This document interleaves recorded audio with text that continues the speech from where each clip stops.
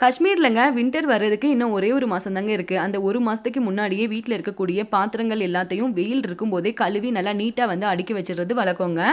பாத்திரங்கள் மட்டும் இல்லாம, கார்பெட்டா இருக்கட்டும், பெட்ஷீட், தலவாணி உறை எல்லாத்தையும் வந்து நீட்டா வந்து துவைச்சு ஒரு வாட்டி வெயில்ல மொட்டை மாடியில வந்து காய வச்சுருவாங்க. இப்ப வந்து எனக்கு உடல்நிலை சரியில்லாததுனால, கார்பெட் வந்து என்னால வாஷ் பண்ண முடியாதுங்க. மாஸ்டர் தான் வந்து வாஷ் பண்ணுவாங்க. அதெல்லாம் வர வீடியோக்கள நீங்க பார்ப்பீங்க. இன்னைக்கு வந்து இந்த பாத்திரங்கள மட்டும் நான் வந்து கழுவி வெயில்ல வந்து காய வைக்கலாம் அப்டின்னு இருக்கேன். ஏன்னா, இன்னைக்கு நல்ல வெயிலா இருந்துச்சு. மாஸ்டரும் வந்து ஹெல்ப் வந்து பண்ணாங்க. அவங்க தான் வந்து இந்த பாத்திரங்கள் எல்லாத்தையும் அந்த மர வீட்ல இருந்து இந்த வீட்டுக்கு வந்து எடுத்துட்டு வந்தாங்க. இதெல்லாம் பழைய பாத்திரம் தான். நல்ல கண்டிஷன்ல இருக்கு. அதனால தான் வந்து கழுவி வந்து நம்ம யூஸ் பண்ணலாம் அப்படிங்கிறதுக்காக வாஷ் பண்ணிட்டு இருக்கேன். கழுவுன பாத்திரம் எல்லாத்தையும் நம்ம வீட்டு மொட்டை மாடிக்கு தாங்க எடுத்துட்டு போயிட்டு இருக்கேன். பாத்திரங்கள வந்து துணி காய போடுவோம்ல, அந்த ட்ரே தாங்க எனக்கு வசதியா இருக்கும் எப்பவுமே. அதில தான் வந்து அடுக்கி வச்சுட்டு இருக்கேன்.